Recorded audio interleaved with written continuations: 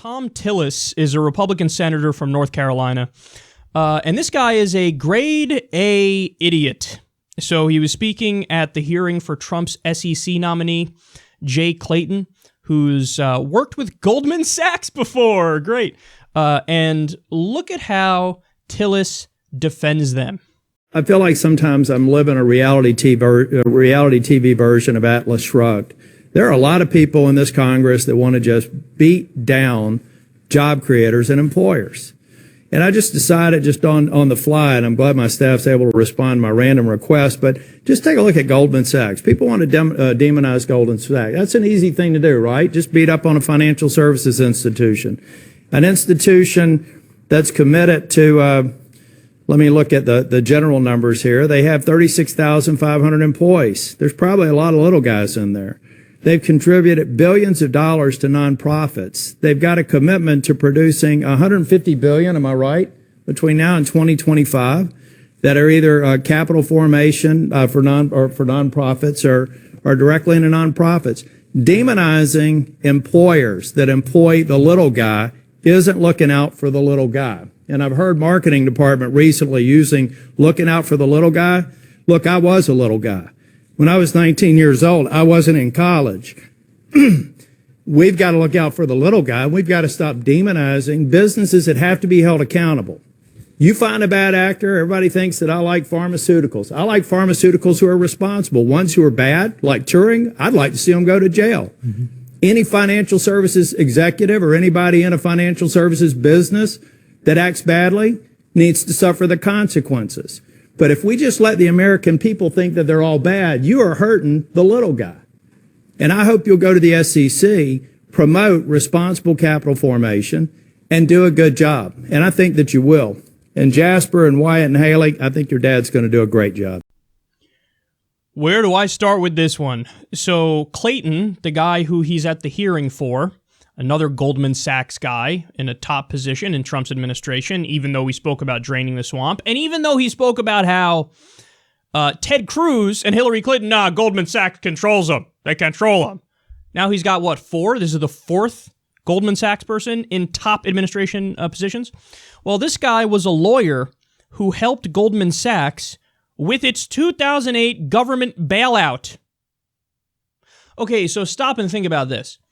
You have Thom Tillis, who's arguing, the Randian, libertarian, anarcho-capitalist point of view, where he's like, oh, come on, this is all about these hardworking people. Goldman Sachs looks out for the little guy. And I'm all in favor of the bad business people going to jail, but that's it. They're not a bad business, though. Excuse you? So first of all, even Ayn Rand says, no, bailouts aren't a thing, bitch. If you fail in the free marketplace, you fail. So, and same as Ron Paul, another, well-known libertarian. He says, no, I'm against welfare, but I'm also against corporate welfare. So at least they're consistent on that front. Thom Tillis apparently doesn't know his ass from his elbow, and he's like, they say I'm all in favor of the bad businesses going belly up, but, Goldman Sachs, I don't know why you want them to go belly up. The guy who you're speaking to orchestrated the 2008 government bailout of Goldman Sachs. What happened? What happened to you make it in the free marketplace? Here's some fucking bootstraps, and if you fail, you fail. All of a sudden, you're in favor of bailouts? You're in favor of welfare when it comes to a giant financial institution like Goldman Sachs? These guys, they're massively inconsistent. They'll scream and get all outraged over food stamps that go to a kid so the kid can fucking survive. But when it comes to government spending, tax money on Wall Street, when CEOs made horrible decisions that bankrupted their own companies, then he says, no, welfare all day long. Come on. Okay, here, come on. You can loot the treasury. You can have a blank check of taxpayer money, rob from the middle class, and give it to the rich. It's a reverse Robin Hood. Goldman Sachs got a fucking bailout, and this guy thinks he's being a libertarian when he argues, when he's defending Goldman Sachs. What a joke. You don't even know the basic tenets of the own ideology you're espousing. And then furthermore, look at what he said at the beginning there. I feel like I'm living in a reality TV version of Atlas Shrugged. You know what Atlas Shrugged is, right? That's Ayn Rand's, probably her most famous work. And the idea in Atlas Shrugged is the big bad, poor people and middle class people and underclass people, they're all so lazy, and they're moochers and they're parasites, and they think they're entitled to the wealth of the rich. And, the virtuous, hardworking, rich people, they're so oppressed and they're so discriminated against. Sure, they have like all the money and the other people bust their ass all the time and make nothing, but but they're still lazy somehow, and it's still the case that the poor rich are victimized, and they're obviously their wealth is just a sign of their moral superiority, and that they're so morally and ethically superior and just more intelligent than the little guy that, it's just not right. It's just another version of discrimination to say, hey, maybe we should have a progressive tax rate, and maybe we should set up a social safety net, which makes it so that poor people, aren't fucking starving to death, and kids don't have to work in factories in order to keep the fucking lights on. So he's still stuck in like that teenager Ayn Rand phase of like, well, I think selfishness is actually morality. Yeah, only caring about yourself is virtuous. Yeah. Like every fucking kid goes through that phase, but you never broke out of it. And then I love where he's like, I never went to college. Yeah, I could tell. Because you're talking about Atlas Shrugged and Ayn Rand like it's serious. You're hurting the little guy by hurting Goldman Sachs.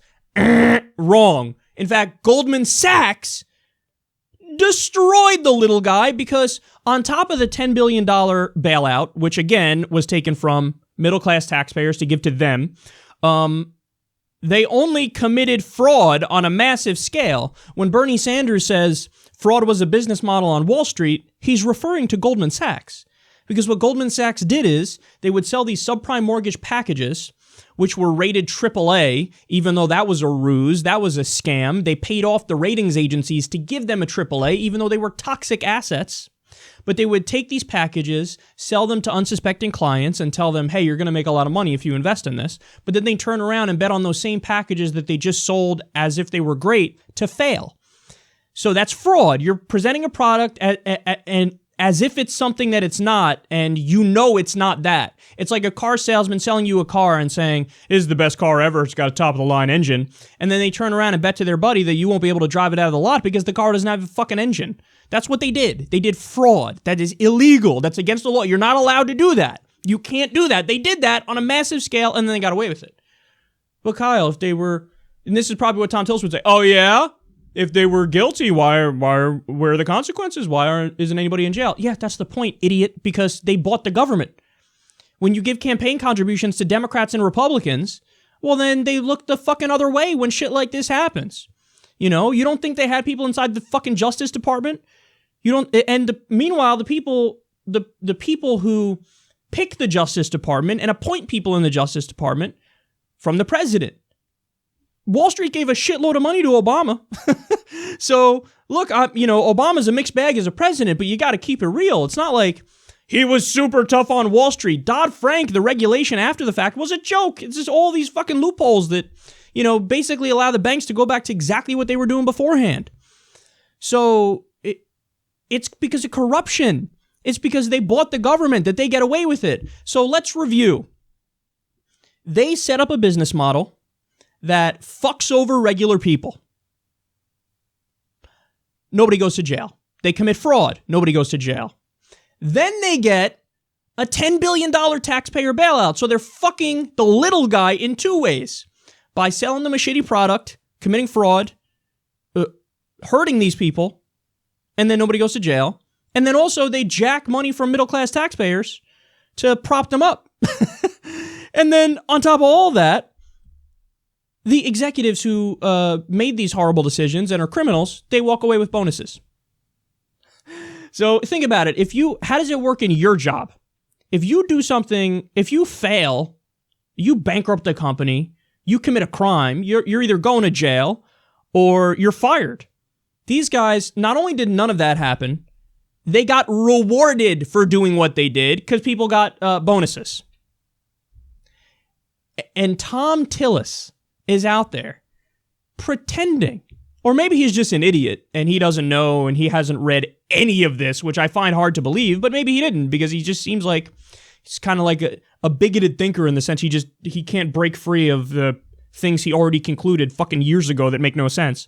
But he's out there arguing, Goldman Sachs, stop victimizing Goldman Sachs. God. You know, the way the liberals and the Democrats and fucking rational people talk about Goldman Sachs, you'd think they committed fraud on a massive scale and nobody went to jail and then they got a bailout and then the president picks people for Goldman Sachs, from Goldman Sachs for all the positions in the government today. I mean, you'd think something like that happened.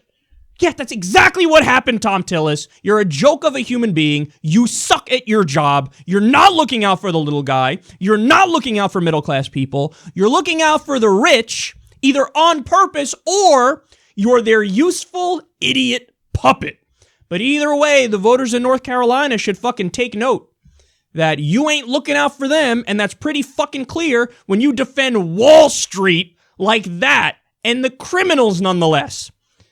So next time an election comes around, don't come talking that bullshit about how you're for the little guy and you're for the farmer and you're for the average Joe in North Carolina. This speaks for itself very clearly. You're for anybody but them. You're an elitist and an establishment prick through and through.